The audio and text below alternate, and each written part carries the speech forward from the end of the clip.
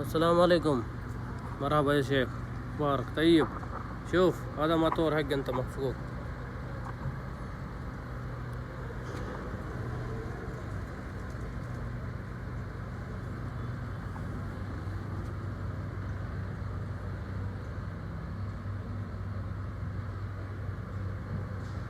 شوف هذا سلندر مكسور. شوف سلندر كسر دراع، كسر دراع حق بيستم. شوف هذا كله موجود هنا. انت كلام ليش كسر، كيف كسر. شوف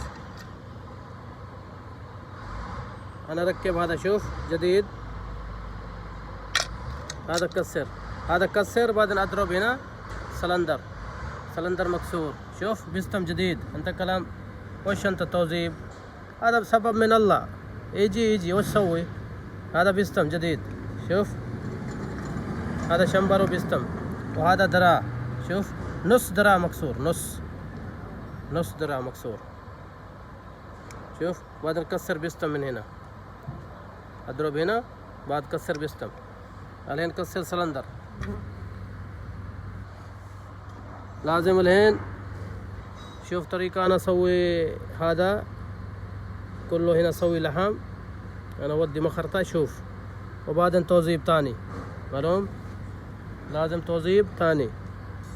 سوي بعد هذا لحم سلندر، جهز سلندر، بعدين نسوي توظيف تاني. انا اطلع عمود، بعد فك تاني هناك، بعدين نودي مخرطة. شوف هذا كله مكسور، نص. يجي كسر، يجي كسر. شوف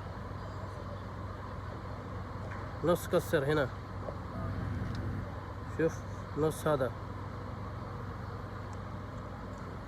ثاني شيء انت كلام زيت. شوف زيت، هذا زيت جديد، سمسم تراب زيت. شوف سمسم شحم. انت كلام انا شغل 2 مرة، انا ركب زيت جديد. كيف شغل هذا 2 مرة.